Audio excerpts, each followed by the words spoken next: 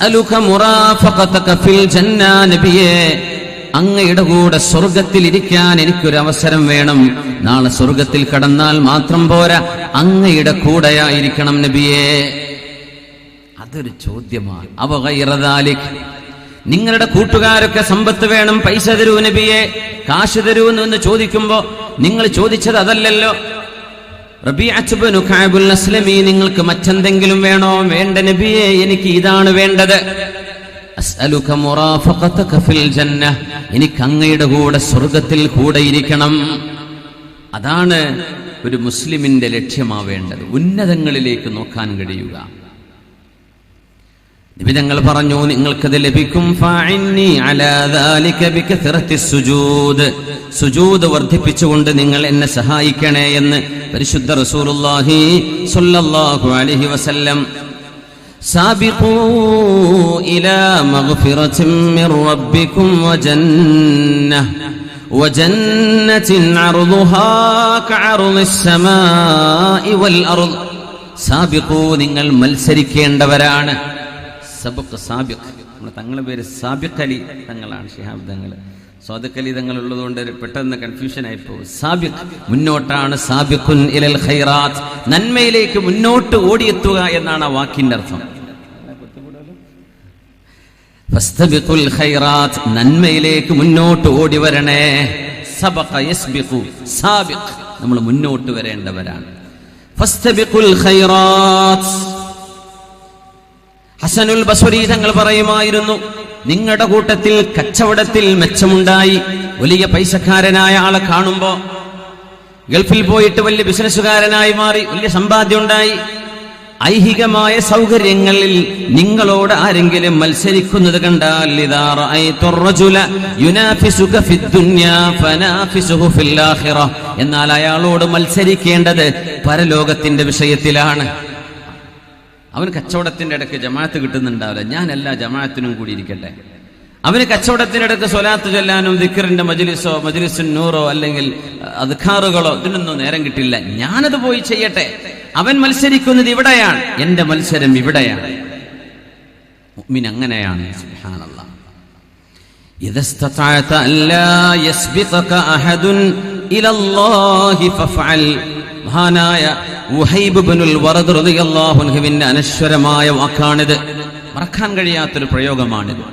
ഉഹൈബ് ഇബ്നു വറദ് റളിയല്ലാഹു അൻഹു പറയുന്നു, ഇദസ്തതഅത ഇനിസ്തതഅത അല്ലാ യസ്ബിഖക ഇലല്ലാഹി അഹദുൻ ഫഫഅൽ.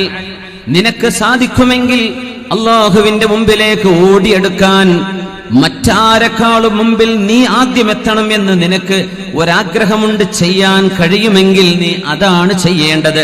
അല്ലാഹുവിലേക്ക് ആദ്യം ഓടിയെടുക്ക്. അല്ലാഹു നമുക്ക് തൗഫീഖ് നൽകട്ടെ. ജുമുഅക്ക് കഴിയാൻ നേരത്ത് കയറി വരിക, സലാം വീട്ടുമ്പോഴേക്ക് ഇറങ്ങി പോവുക, അതൊന്നും ഈ പറഞ്ഞു കൂട്ടൂലേ. എവിടെ ആദ്യം തീരുന്നത്, എവിടെ പെട്ടെന്ന് തറാവീഹ് തീരുക, ഇത് നോക്കി നടക്കും. റജബായില്ലേ, ഇനി റമദാനൊക്കെ വരുമ്പോഴേ വേഗം തീരുന്നത് എവിടെയാണ്? അങ്ങനെയൊന്നും അല്ലല്ലോ നോക്കേണ്ടത്. അപ്പൊ നമ്മൾ ഈ വിഷയത്തെ ഗൗരവത്തിൽ എടുത്തില്ല എന്നല്ലേ ഇതിനർത്ഥം. അള്ളാഹുവിലേക്ക് ഓടിയെടുക്കാൻ നിങ്ങളല്ലാതെ മറ്റാര് എത്തുന്നതിന്റെ മുമ്പ് നിങ്ങൾക്ക് എത്താൻ കഴിയുമെങ്കിൽ നിങ്ങൾക്ക് അങ്ങനെ ആവേണമേ. ഉമർ ഇബ്നുൽ ഖത്താബ് റളിയല്ലാഹു അൻഹു അതുകൊണ്ടാണ് പറഞ്ഞത്, അമറനാ റസൂലുള്ളാഹി സ്വല്ലല്ലാഹു അലൈഹി വസല്ലം അൻ നതസദ്ദഖ. അല്ലാഹുവിന്റെ റസൂൽ ഞങ്ങളോട് ദാനം ചെയ്യാൻ പറഞ്ഞ ഒരു നേരമുണ്ട്. ഞങ്ങൾ പറഞ്ഞു, പൈസ വേണം, ദാനം ചെയ്യണം, നിങ്ങൾ പൈസ കൊടുക്കണം ദീനിന്. ഞാൻ കൊടുത്തു, ഒരുപാട് കൊടുത്തു. ഞാൻ വിചാരിച്ചു സിദ്ദീഖ് റളിയല്ലാഹു അൻഹുവിനെ ഇതിലെങ്കിലും ഞാൻ തോൽപ്പിച്ചു കാണും. നോക്കുമ്പോൾ ഞാൻ എന്റെ സമ്പത്തിന്റെ പകുതി കൊണ്ടുപോയപ്പോൾ സിദ്ദീഖ് റളിയല്ലാഹു അൻഹുവിനോട് നബി തങ്ങൾ ചോദിച്ചു, സിദ്ദീഖേ, ഉമർ എന്നവരെ പകുതി ബാക്കി വെച്ചിട്ടുണ്ട്, നിങ്ങൾ എന്താണ് വീട്ടുകാർക്ക് വേണ്ടി ബാക്കി വെച്ചത് എന്ന് ചോദിച്ചപ്പോ, അല്ലാഹു വ റസൂലഹു, അല്ലാഹുവിനെയും അവന്റെ റസൂലിനെയുമാണ് നബിയെ ഞാൻ ബാക്കി വെച്ചത്, ഞാൻ എല്ലാം കൊണ്ടുവന്നിട്ടുണ്ട്. എനിക്ക് തോന്നി സിദ്ദീഖിനോട് മത്സരിച്ചാൽ റളിയല്ലാഹു അൻഹു എനിക്ക് ജയിക്കാൻ കഴിയില്ല. സാബിഖും ബിൽ ഖൈറാത്ത്. അബ്ദുല്ലാഹി ഇബ്നു മസ്ഊദ് റളിയല്ലാഹു അൻഹു രോഗിയായി കിടക്കുന്നു. അവസാന നേരം, ലോകത്തോട് വിട പറയാൻ പോകുന്ന നേരം. അതഅജബൂന മിൻ ഖിഫത്തി സാഖി. ഫവല്ലദീ നഫ്സി ബിയദിഹി ലഹുമാ അസ്ഖലു ഫിൽ മീസാനി ഇൻദല്ലാഹി മിൻ ജബലി ഉഹുദ് എന്ന് പരിശുദ്ധ നബി തങ്ങൾ പറയുമായിരുന്ന അബ്ദുല്ലാഹ് ഇബ്നു മസ്ഊദ് റളിയല്ലാഹു അൻഹു മെലിഞ്ഞ ചെറിയൊരു മനുഷ്യനായിരുന്നു. ഖുർആൻ വ്യാഖ്യാതാക്കളുടെ നേതാക്കന്മാരിൽ, ഖുർആനിന്റെ ആലിമീങ്ങളിൽ, മുഫസ്സിറുകളിൽ എണ്ണുന്ന മഹാൻ, ആലിമുൻ മിൻ ഉലമാഇ സ്വഹാബ, സ്വഹാബികളിലെ ആലിമായി അറിയപ്പെടുന്ന ഖാരിഉൽ ഖുർആൻ ഇബ്നു അബ്ദ് എന്ന് നബി തങ്ങൾ പറഞ്ഞ മഹാനായ അബ്ദുല്ലാഹ് ഇബ്നു മസ്ഊദ് റളിയല്ലാഹു അൻഹു മരിക്കാൻ കിടക്കുകയാണ്. ഷഖീഖ് ഇബ്നു അബ്ദുല്ലാഹി തങ്ങൾ പറയുന്നു, മഹാൻ കരയാൻ തുടങ്ങി. ഇബ്നു മസ്ഊദ് എന്നവർ കരയുകയാണ്. ഒരു മരത്തിൽ കയറിയിട്ട് നബി തങ്ങൾക്ക് വേണ്ടി ഒരു അറാഖിന്റെ ഒരു കമ്പ് പൊട്ടിക്കാൻ വേണ്ടി മരമുകളിൽ കയറിയപ്പോ കാറ്റടിച്ചപ്പോ മരത്തിനൊപ്പം ഇബ്നു മസ്ഊദ് എന്നവരും ആടുന്നത് കണ്ടപ്പോ ശരീരം മെലിഞ്ഞ ഭാരമില്ലാത്ത കാലുകൾ കണ്ട് ചിരിച്ചപ്പോഴാ നബി തങ്ങൾ പറഞ്ഞത്, നിങ്ങൾ ആ കനമില്ലാത്ത കാലിലേക്കാണോ നോക്കുന്നത്? ആ രണ്ട് കാലുകൾ നാളെ അല്ലാഹുവിന്റെ മീസാനിലേക്ക് വെച്ചാൽ ഉഹദ് മലയേക്കാൾ അതിന് ഭാരമുണ്ട് എന്ന് ആശയങ്ങളെ നോക്കാൻ പഠിപ്പിച്ചു നബി തങ്ങൾ സ്വല്ലല്ലാഹു അലൈഹി വസല്ലം. ഒരു മനുഷ്യന്റെ പ്രത്യക്ഷ ഭാരത്തിലേക്കല്ല, അകത്തിരിക്കുന്ന കനം, ഹൃദയത്തിനുള്ളിലെ വെളിച്ചം, ജ്ഞാനത്തിന്റെ കരുത്ത്, ഈമാനിന്റെ പ്രഭ, ഇതകത്തുള്ള ഒരാളുടെ ശരീരം മെലിഞ്ഞെങ്കിൽ എന്താ, കൈകാലുകൾ ഇല്ലെങ്കിൽ എന്താ, അംഗവൈകല്യം സംഭവിച്ചെങ്കിൽ എന്താ, വാർദ്ധക്യം പിടിച്ചെങ്കിൽ എന്താ, ഈമാനുണ്ടെങ്കിൽ അതഅജബൂന മിൻ ഖിഫത്തി സാഖൈ, ആ കാലുകളുടെ വണ്ണം കുറവ് കണ്ട് നിങ്ങൾ അത്ഭുതപ്പെട്ട് ചിരിക്കുകയാണോ? വല്ലാഹി, അല്ലാഹുവിനെ തന്നെയാണ് സത്യം, നാളെ പരലോകത്ത് ജബൽ ഉഹദിനെക്കാളും ആ കാലുകൾക്ക് ഭാരമുണ്ട് എന്ന് പരിശുദ്ധ റസൂൽ സ്വല്ലല്ലാഹു അലൈഹി വസല്ലം. ഇബ്നു മസ്ഊദ് എന്നവർ കരയുന്നു. ആളുകൾ പറഞ്ഞു, ഇബ്നു മസ്ഊദേ, നിങ്ങൾ എന്തിനാണ് ഈ മരണസമയത്ത് കരയുന്നത്? എന്തിനാ കരയുന്നത്? എന്തിനാ വിഷമിക്കുന്നത്? അബ്ദുല്ലാഹി ഇബ്നു മസ്ഊദ് റളിയല്ലാഹു അൻഹു കരഞ്ഞപ്പോ, എന്തിനാണ് നിങ്ങൾ കരയുന്നത് എന്ന ചോദ്യം വന്നു. മഹാന്റെ മറുപടി, ഇന്നി ലാ അബ്കി ലി അജലിൽ മറദ്, രോഗം വന്ന് വിഷമത്തിലാണ് എന്നതുകൊണ്ടല്ല ഞാൻ കരയുന്നത്, രോഗത്തിന്റെ വേദന കൊണ്ടല്ല. എന്തുകൊണ്ട് രോഗത്തിന്റെ വേദനയിൽ പരിതപിച്ചുകൂടാ? അല്ലെങ്കിൽ നമ്മൾ ആരെയെങ്കിലും പരാതി ശപിച്ചുകൂടാ? എന്തുകൊണ്ട് പറ്റില്ല? ലിഅന്നി സമിഅ്തു റസൂലല്ലാഹി സ്വല്ലല്ലാഹു അലൈഹി വസല്ലം, എൻ്റെ മെഹബൂബായ റസൂൽ പറയുന്നത് ഞാൻ കേട്ടിട്ടുണ്ട്. അൽ മറദു കഫാറത്തുൻ, രോഗം മനുഷ്യന്റെ പാപങ്ങൾക്ക് പ്രായശ്ചിത്തമാണ് എന്ന് നബി തങ്ങൾ പറഞ്ഞിട്ടുണ്ടല്ലോ. അസുഖം ചെയ്തു പോയ തെറ്റുകൾക്ക് പ്രായശ്ചിത്തമാണ്. പിന്നെ അള്ളാഹു ആ തെറ്റുകൾക്ക് പിന്നെ ശിക്ഷിക്കൂല. ആ പാപത്തിൽ നമ്മൾ അള്ളാഹുവിനെ പഴിചാരരുത്. നമ്മൾ ആരെയും, ഡോക്ടർമാരെയോ അല്ലാത്തവരെയോ നാടിനെയോ കുറ്റം പറയരുത്. നമ്മളത് ക്ഷമിച്ചുകൂടിയാൽ കഫാറത്തുൻ, അത് പ്രായശ്ചിത്തമല്ലേ. പക്ഷേ ഞാൻ കരയാനുള്ള കാരണം, ഇന്നമാ അബ്കി അന്നഹു അസ്വാബനി അലാ ഹാലി ഫത്ര, ഞാൻ ഒന്നും ചെയ്യാൻ കഴിയാതെ വാർദ്ധക്യത്തിന്റെ അവശതയിൽ എണീറ്റ് നടക്കാൻ പോലും കഴിയാത്ത ഈ അവസ്ഥയിലാണല്ലോ എനിക്ക് രോഗം വന്നത്. വലം യുസുബിനി ഫീ ഹാലി ഇജ്തിഹാദിൻ, ഞാൻ അധ്വാനിച്ച് ഓടി നടക്കുന്ന ഒരു സമയത്തല്ലല്ലോ, ഓടി നടക്കുന്ന സമയത്തല്ലല്ലോ അസുഖം വന്നത്. ഞാൻ ഒന്നിനും കഴിയാതെ വാർദ്ധക്യത്തിന്റെ അവശതയിലായിരിക്കുമ്പോഴാണല്ലോ വന്നത്. അതിനാണ് ഞാൻ കരയുന്നത്. അതിനെന്തിനാ കരയേണ്ടത്? لأنه يكتب للعبد من الأجر إذا مرض ما كان يكتب له قبل أن يمرض فمنعه منه المرض.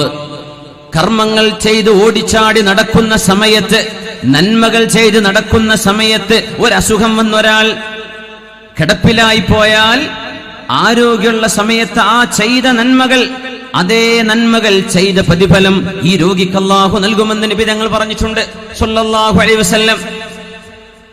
ഓടിച്ചാടി നടക്കുന്ന ഒരാളെ പെട്ടെന്നൊരു ആക്സിഡന്റ് ആയി, ആ എന്തെല്ലാം അധ്വാനം ചെയ്തോ ആ കിടന്ന കിടപ്പിൽ അല്ലാഹു അവരുടെ അക്കൗണ്ടിലേക്ക് ഇങ്ങനെ കൊടുത്തുകൊണ്ടിരിക്കുക. പക്ഷേ ഒന്നും ചെയ്യാൻ പറ്റാത്തവർക്ക് എന്ത് എഴുതാനാണ്? എന്റെ വിഷമം അതാണ്. ഈ രോഗം വന്നത് എന്റെ വാർദ്ധക്യത്തിന്റെ അവസാനത്തിലായി പോയല്ലോ, എനിക്കിനി കർമ്മങ്ങൾ ചെയ്യാൻ കഴിയില്ലാതെ പോയല്ലോ, അതുകൊണ്ടാണ് ഞാൻ കരയുന്നത് എന്ന് കർമ്മങ്ങളെ കുറിച്ച് ആലോചിച്ച അബ്ദുല്ലാഹി ഇബ്നു മസ്ഊദ് റളിയല്ലാഹു അൻഹു യുവജനങ്ങളോട് പറയട്ടെ, ഈ പാലിയേറ്റീവിന്റെ പ്രവർത്തനങ്ങളിൽ എത്ര ആളുകൾക്ക് കൂടിച്ചേരാൻ കഴിയുമോ അത് ചേർന്ന് കൊടുക്കിൻ. രോഗിയെ സന്ദർശിക്കുന്ന പണിയാണിത്. അതും തതവ്വുഅൻ, അല്ലാഹുവിന്റെ കൂലി പ്രതീക്ഷിച്ചിട്ടാ, ശമ്പളമില്ലാതെ ചെയ്യുന്ന പണിയാണിതൊക്കെ. ശമ്പളം നമ്മുടെ വിഖായ വോളണ്ടിയേഴ്സ് ഒക്കെ ചെയ്യുന്ന പോലെ, സഹചാരി ചെയ്യുന്ന പോലെ. ഇത് ഫ്രീ വർക്കാണ്. നമ്മൾ ഒരു പണിയില്ലാണ്ട് നടന്നാൽ ചെറുപ്പക്കാർ നാട്ടുകാർക്ക് പണി ഉണ്ടാക്കും. അതാണ് വിഷയം. അത് ഒരു പണിയില്ലാത്ത ചെറുപ്പക്കാർ ഈ പാലിയേറ്റീവിന്റെ കൂട്ടത്തിൽ കയറി ഏതെങ്കിലും ഒരു രോഗിയുടെ വീട്ടിൽ ചെന്ന് ആ രോഗിക്കൊരു സന്തോഷം. നമുക്കറിയുമോ ലോകത്തെ ഏറ്റവും നല്ല കർമ്മം എന്താണ്? ഏറ്റവും നല്ല അമൽ എന്താ? നമ്മൾ വിചാരിക്കും ഹജ്ജ് ചെയ്യലായിരിക്കും, ഉംറ ചെയ്യലായിരിക്കും, അല്ലെങ്കിൽ വേറെ ഏതെങ്കിലും കർമ്മങ്ങളായിരിക്കും. ഏറ്റവും നല്ല കർമ്മം ഈ ലോകത്ത് റസൂലുള്ളാഹി തങ്ങൾ പറഞ്ഞത് എന്താണ്? ഇദ്ഖാലുസ് സുറൂരി അലാ ഖൽബിൽ മുഅ്മിൻ. ഒരു മനുഷ്യന്റെ, വിശ്വാസിയായ ഒരു മനുഷ്യന്റെ ഹൃദയത്തിന്, മനസ്സിൽ സന്തോഷം നൽകുന്ന ഒരു ചെറിയ കാര്യമാവട്ടെ വലുതാവട്ടെ ഒരാൾക്ക് സന്തോഷം കൊടുക്കുക. ഇതാണത്രേ ലോകത്തെ ഏറ്റവും വലിയ കർമ്മം. ഏറ്റവും നല്ല കർമ്മം അതാണത്രേ, മനുഷ്യന്റെ മനസ്സിന് സന്തോഷം കൊടുക്കുക. അതൊരു വാക്കുകൊണ്ട് മതിയാവും ചിലപ്പോ, അല്ലെ? ചിലപ്പോ ഒരു കുടിക്കാൻ ഒരു ഗ്ലാസ് വെള്ളം കൊടുത്താൽ മതിയാവും, ഒരു ആശ്വാസ വാക്ക് മതിയാവും. നമ്മളിതിന്റെ ഈ സംഘത്തിന്റെ കൂടെ ചേരുക. എങ്ങാനും ആ ജോലിക്കിടയിലാണ് നമുക്ക് വല്ല സുഖമായി പോയി കിടപ്പിലാകുന്നതെങ്കിൽ ആ കർമ്മങ്ങൾ ചെയ്തുകൊണ്ടിരുന്ന പ്രതിഫലം അള്ളാഹു മരണം വരെ നമുക്ക് രേഖപ്പെടുത്തി തരും. എനിക്ക് അസുഖം വന്നത് വാർദ്ധക്യത്തിലായി പോയല്ലോ, അതിന്റെ പേരിലാണ് ഞാൻ കരയുന്നത്. രോഗത്തെ ഞാൻ പഴിക്കുകയല്ല. അൽ മറദു കഫാറത്തുൻ, രോഗം പ്രായശ്ചിത്തമാണെന്ന് നിബിധങ്ങൾ പറഞ്ഞതിന് ശേഷം, അത് പഠിച്ചതിന് ശേഷം ഒരു രോഗത്തെക്കുറിച്ച് ഞാൻ പരാതി പറയില്ലെന്ന് മഹാനായ ഹബീബിന്റെ സ്വഹാബി, ശരീരം മെലിഞ്ഞു പോയിരുന്ന അബ്ദുല്ലാഹി ഇബ്നു മസ്ഊദ് റളിയല്ലാഹു തആല അൻഹു. നമ്മൾ കിടന്നുറങ്ങി നമ്മുടെ രാവുകൾ നശിപ്പിച്ചു കളയാൻ, സമയം കൊല്ലുകയാണ് നമ്മൾ. മുസ്ലിമീങ്ങൾ എത്രയും ഡിസിപ്ലിൻഡായി ഇശാനിസ്കാരം കഴിഞ്ഞാൽ 3 വിഷയങ്ങൾക്ക് ഉറക്കൊഴിക്കാൻ പാടുള്ളൂ എന്നാ. അല്ലാത്തവർ മുഴുവൻ സ്ട്രേറ്റ് ടു ബെഡ്, പോയി ഉറങ്ങണം എന്നാണ്. എന്നാലേ സുബഹിക്ക് എഴുന്നേൽക്കാൻ പറ്റൂ. സുബഹിക്കാണ് ഇമാമമാർ നീണ്ട സൂറത്ത് ഓതേണ്ടത്, തിവാലുൽ മുഫസ്സലൊക്കെ. നമ്മൾ ഇന്നാത്തിനാക്കെന്നെ ചുരുക്കാൻ പറ്റുമെന്നാ നോക്കുക. എന്തുകൊണ്ട്? സുബഹിക്ക് എണീക്കുന്ന ഉന്മേഷമല്ല, ആർക്കോ വേണ്ടി എണീറ്റ് ഓടുകയാണ്. ഇശാൻസ്കാരം കഴിഞ്ഞൊരു മാക്സിമം ഒരു 9-9:30 മണി, 10 മണിക്കുള്ളിൽ നമുക്ക് ഉറങ്ങാൻ കഴിഞ്ഞാൽ എന്താ ആരോഗ്യം ഉണ്ടാവും. നമ്മൾ അപ്പോഴാണ് നമ്മുടെ റെസ്റ്റോറൻറ്റുകളൊക്കെ പൊടിപൊടിക്കാൻ തുടങ്ങുന്നത്. രാത്രി ഭക്ഷണം, നൈറ്റ് ഫുഡ്. ഇത്ര വിഷമുള്ള ഒരു സംഭവം ലോകത്ത് വേറുണ്ടോ? രാത്രിയായി കഴിഞ്ഞാൽ കന്നുകാലികൾ പോലും തിന്നാറില്ലെന്നാണ്. രാത്രി സൂര്യൻ അസ്തമിച്ചു കഴിഞ്ഞാൽ അവർ തിന്നൂല. പക്ഷികൾ തിന്നില്ല ഭക്ഷണം, കോഴികൾ തിന്നില്ല ഭക്ഷണം. ഇട്ടുകൊടുത്തു നോക്കൂ, രാത്രി തിന്നൂല. എന്തേ? മനുഷ്യന്റെ ആമാശയും വിശ്രമത്തിന് പ്രതീക്ഷിക്കുന്ന സമയ. നമ്മളിപ്പോൾ രാത്രി കല്യാണം, നേരം വെളുക്കോളം തിന്ന. ഇനി അസുഖം വന്നിട്ടില്ലെങ്കിൽ അത്ഭുതം. അള്ളാഹുവിന്റെ മേക്ക. ഇത് മെയ്ഡ് ഇൻ ചൈന, ജപ്പാനൊന്നല്ല, മെയ്ഡ് ബൈ അള്ളാഹ്. അതുകൊണ്ടാണ് നമ്മുടെ ആമാശയം തകർന്നു പോകാതെ നിൽക്കുന്നത് മരണം വരേക്കും നമ്മുടെ കൂടെ. ഇത് അള്ളാഹുവിന്റെ സൃഷ്ടിവൈഭവമാണ്. നമ്മൾ കൊടുക്കുന്ന ഭക്ഷണം, നമ്മളുടെ ആഹാരശീലത്തിന്റെ ദുശ്ശീലങ്ങൾ, ഇതൊക്കെ ഒരു മനുഷ്യനിർമ്മിത സാധനങ്ങളാണെങ്കിൽ എന്നോ ഡാമേജ് ആയിപ്പോയേനെ. സുബ്ഹാനല്ലാഹ്. നമ്മുടെ രാവുകൾ നമ്മൾ കൊല്ലുകയാണ്. ആളുകൾക്ക് സമയം ചെലവഴിക്കാൻ വഴിയില്ലാതെ നടക്കുകയാണ്. നമ്മുടെ നഗരങ്ങളിൽ അലഞ്ഞു തിരിഞ്ഞു നടക്കുന്ന ആളുകൾ, നപുംസകകളുടെ ഒരു മേളനം നമ്മുടെ നഗരങ്ങളിലും ഹൈവേകളിലും കാണാൻ തുടങ്ങിയിരിക്കും. ഇവരാരെയാ കാത്തിരിക്കുന്നത്? ഇവർക്ക് വരാനും കൂട്ടിക്കൊണ്ടുപോകാനും ആളുകൾ ഉള്ളത് കൊണ്ടല്ലേ അവർ നമ്മുടെ റോഡുകളിൽ ഇറങ്ങുന്നത്. മാർക്കറ്റിൽ ഡിമാൻഡ് ഉള്ളത് കൊണ്ടല്ലേ ഒരു പ്രൊഡക്റ്റ് വരുന്നത്. രാത്രികാലങ്ങളിൽ ഇങ്ങനെ അഭിശപ്തമായ കർമ്മങ്ങൾക്ക് ചെലവഴിക്കുന്ന ആളുകൾ, രാത്രി സമയങ്ങളിൽ അല്ലാഹുവേ എനിക്ക് മാപ്പ് തരണേ എന്ന് പടച്ച തമ്പുരാനോട് മാപ്പിരക്കേണ്ട നേരത്ത് തിന്മകളിലേക്ക് നമ്മുടെ ചെറുപ്പക്കാർ വഴിതെറ്റിപ്പോകുന്നത് എത്ര പരിതാപകരമാണ്. നമ്മുടെ നഗരങ്ങളിൽ ഈ ചുറ്റുപാടുകൾ ഉണ്ടാകുമ്പോൾ അതിന്റെ ഒരു ദുസ്സൂചനയുണ്ട്. ഇതിനൊക്കെ പറ്റിയ ആളുകൾ ഈ പരിസരങ്ങളിൽ ജീവിച്ചിരിപ്പുണ്ട് എന്നത് തന്നെ. നന്മയെ സ്നേഹിക്കുന്ന മുഴുവൻ ആളുകളും തിന്മകൾക്കെതിരെ പടപൊരുതണം. നമ്മൾ നന്മയുടെ പക്ഷത്ത് നിൽക്കേണ്ടവരാണ്. രാത്രി ഉറങ്ങി തീർന്നതിന്റെ പേരിൽ സങ്കടപ്പെടുന്ന മഹാന്മാരുണ്ടായിരുന്നു എന്നാണ്. പടച്ചവനെ, കർമ്മങ്ങൾ ചെയ്യാൻ കഴിഞ്ഞില്ലല്ലോ, നല്ല കാര്യങ്ങൾ ചെയ്യാൻ. ഫുളൈൽ ഇബ്നു ഇയാദ് റളിയല്ലാഹു അൻഹു, ഫുളൈൽ ഇബ്നു ഇയാദ് എന്നവരെ തുബീബുൽ ഖുലൂബ് അങ്ങനെ പറയാ, ഏറ്റവും വലിയ കാർഡിയാക് സ്പെഷ്യലിസ്റ്റ് ആണ് ഫുളൈൽ ഇബ്നു ഇയാദ് എന്നവർ. ഹൃദയ ശസ്ത്രക്രിയയുടെ മഹാനാണ്. ലോകത്തെ ഏറ്റവും വലിയ ഹൃദയ ശസ്ത്രക്രിയയുടെ ഡോക്ടറാണ് ഫുളൈൽ ഇബ്നു ഇയാദ് റഹ്മത്തുള്ളാഹി അലൈഹി. നിങ്ങൾ വിചാരിച്ച ഓപ്പറേഷൻ അല്ല, കീറിമുറിക്കുന്ന ഓപ്പറേഷൻ അല്ല, ഹൃദയത്തിന്റെ ഉള്ളു നന്നാക്കി തരുന്ന മഹാൻ ഫുദൈൽ ഇബ്നു ഇയാദ് റഹ്മത്തുള്ളാഹി അലൈഹി. അദ്റക്തു അഖ്വാമൻ യസ്തഹയൂന മിനല്ലാഹി ഫീ സവാദിൽ ലൈലി മിൻ തൂലിൽ ഹജ്ആ. ഞാൻ കണ്ട ആളുകൾ, മഹാൻ പറയാ, ഞാൻ കണ്ട ആളുകൾ രാത്രികാലങ്ങളിൽ കിടന്നുറങ്ങി തീർത്തതിന്റെ പേരിൽ രാത്രിയുടെ ഇരുളിൽ അള്ളാഹുവിനോട് നാണിച്ച് നാണം കെട്ടുപോകുന്നവരുണ്ടായിരുന്നു. പടച്ചവനെ, എന്റെ രാത്രി മുഴുവൻ ഞാൻ ഉറങ്ങി തീർത്തല്ലോ. രാത്രിയുടെ ഇരുട്ടിൽ ഉറങ്ങിയതിന് പഴിചാര്, എന്തേ എനിക്കൊന്നും ഒരു 2 റക്അത്തെങ്കിലും തഹജ്ജുദിന് ഇന്ന് സാധ്യമായില്ലല്ലോ എന്ന് സ്വന്തം ശരീരത്തെ പഴിചാരുന്ന ആളുകളുണ്ടായിരുന്നു. അന്ന് അങ്ങാടികളിലേക്ക് പോകുമായിരുന്ന മഹാനായ അബ്ദുല്ലാഹി ഇബ്നു സിരീൻ റഹ്മത്തുള്ളാഹി അലൈഹി അങ്ങാടിയിലേക്ക് നട്ടുച്ച നേരത്തെ ഇറങ്ങിച്ചെല്ലും. ഫയുകബ്ബിറുല്ലാഹ, അവിടെ ചെന്ന് അല്ലാഹു അക്ബർ എന്ന് പറയും. വയുസബ്ബിഹുഹു, സുബ്ഹാനല്ലാഹ് പറയും. വയദ്കുറുഹു, അല്ലാഹുവിനെ ദിക്ർ ചൊല്ലും. അങ്ങാടിയിലൂടെ നടന്നിട്ട് ദിക്ർ ചൊല്ലും. അപ്പൊ ആളുകൾ ചോദിക്കുക, എന്താ ഇപ്പത് ഈ നേരത്തെ ഉസ്താദ് എന്താ അങ്ങാടിയിലൂടെ നടക്കുന്നത്? ഇന്നഹാ സഅതു ഗഫ്ലത്തിന്നാസ്, ജനങ്ങൾ അല്ലാഹുവിനെ മറന്നു പോകുന്ന ഒരു നേരമല്ലേ ഇത്? ഈ അങ്ങാടിയുടെ ഇടയിൽ, കച്ചവടത്തിന്റെ ഇടയിൽ കച്ചവടക്കാരെ നുണ പറയാൻ നോക്കും. കസ്റ്റമർ അവരുടെ വകയായിട്ട് ചെയ്യാൻ പറ്റുന്ന അവരുടെ വക. അങ്ങനെ നുണകളും തിന്മകളും വർദ്ധിക്കുന്ന ഇടമായതിന്റെ പേരിൽ അങ്ങാടികൾ അള്ളാഹുവിന്റെ ദൃഷ്ടിയിൽ ഏറ്റവും മോശപ്പെട്ടതാണെന്ന് പരിശുദ്ധ റസൂലുള്ളാഹി തങ്ങൾ പഠിപ്പിക്കുകയാണ്.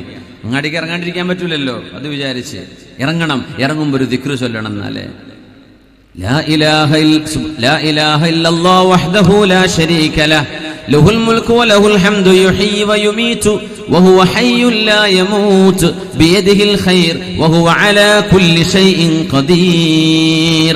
10 ലക്ഷമാണ് അതിന്റെ കൂലി. പരിശുദ്ധ നബി തങ്ങൾ പറയും, സ്വഹീഹായ ഹദീസാണ്, വളരെ പ്രബലമായ ഹദീസാണത്. ഈ ദിക്ർ ടൗണിലേക്ക് പോകുമ്പോൾ നമ്മൾ ബൈക്ക് എടുത്ത് പോവാൻ, കാർ എടുത്ത് പോവാൻ, ബസ് കയറി പോവാൻ, ഒരു നഗരത്തിലേക്ക് കയറി ചൊല്ലുമ്പോൾ ചൊല്ലണമെന്നാണ്.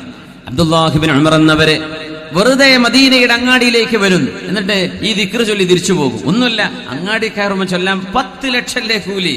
10 ലക്ഷം, ഇതൊക്കെ ബമ്പർ ഓഫർ അല്ലേ? 10 ലക്ഷം ഒറ്റ ദിക്റിന് 10 ലക്ഷം കൂലി. അതാണ് ഈ ഉമ്മത്തിന്റെ പ്രത്യേകത. 1000ഉം 1500ഉം കൊല്ലം ജീവിച്ച സമുദായങ്ങളുണ്ട്. നമുക്ക് അല്ലാഹു 80, 84, 70, 60ന്റെ ഇടയിൽ, അപ്പോഴേക്കും ആ 1000 കൊല്ലം ജീവിച്ചവർ ചെയ്ത കർമ്മങ്ങളെ എത്തിപ്പിടിക്കാൻ നമുക്ക് അല്ലാഹു അവസരം തന്നു. അതല്ലേ അത്ഭുതം. 1000 കൊല്ലം ജീവിച്ചവര് ഇവിടുന്ന് പേർഷ്യയിലെത്താൻ അല്ലെങ്കിൽ ഗൾഫിലെത്താൻ ഒരുപക്ഷെ 4 മാസമോ 3 മാസമോ എടുത്തിരിക്കാം. ഇന്ന് നമ്മൾ 3-4 മണിക്കൂർ കൊണ്ടെത്തി.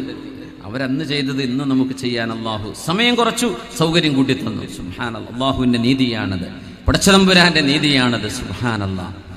നോക്കണേ, ഇബ്നു സിരീൻ എന്നവര് അങ്ങാടിയിൽ ചെന്നിട്ട് ദിക്ർ ചൊല്ലുന്നു. എന്തിന്? ആളുകൾ അശ്രദ്ധമായിരിക്കുന്ന നേരമല്ലേ, ഞാൻ ആ ആളുകളുടെ അശ്രദ്ധയിൽ നിന്ന് അവരെ ഒന്ന് ഉണർത്തട്ടെ, ഒരു ദിക്റാവട്ടെ. അബ്ദുല്ലാഹി ഇബ്നു ഉമർ എന്നവരെ 10 ലക്ഷം കൂലിയുള്ള ദിക്ർ കിട്ടാൻ ഒന്നും വാങ്ങിക്കാനില്ല, വെറുതെ അങ്ങാടിയിലേക്ക് ഇറങ്ങി ചെല്ലുന്ന ലാ ഇലാഹ ഇല്ലല്ലാഹ് വഹ്ദഹു ലാ ശരീക ലഹ് ലഹുൽ മുൽക്കു വലഹുൽ ഹംദു യുഹ്യി വയുമീതു വഹുവ ഹയ്യുൻ ലാ യമൂതു ബിയദിഹിൽ ഖൈർ വഹുവ അലാ കുല്ലി ഷൈഇൻ ഖദീർ. ദുആ ഉസ്സൂഖ്, മാർക്കറ്റിന്റെ മുമ്പിലൊക്കെ എഴുതി വെക്കണം എന്നാണ്. ഷോപ്പിന്റെ മുമ്പിലൊക്കെ ഒന്ന് വെറുതെ സ്റ്റിക്കർ ഒട്ടിച്ചു വെക്കുക. ആരെങ്കിലും കണ്ടു ചൊല്ലിയാൽ ആ 10 ലക്ഷം കിട്ടൂലേ? ഷോപ്പിംഗ് മാളൊക്കെ ഉണ്ട്, അതിന്റെ എൻട്രൻസിൽ ഈ ദിക്ർ എഴുതി വെക്കുക. ആരെങ്കിലും ഇത് നോക്കുന്നവരുണ്ടെങ്കിൽ കണ്ട് ചൊല്ലിക്കോട്ടെ, ഒരു നന്മയല്ലേ? ഒറ്റ ദിക്റിന് 10 ലക്ഷം. എന്തേ?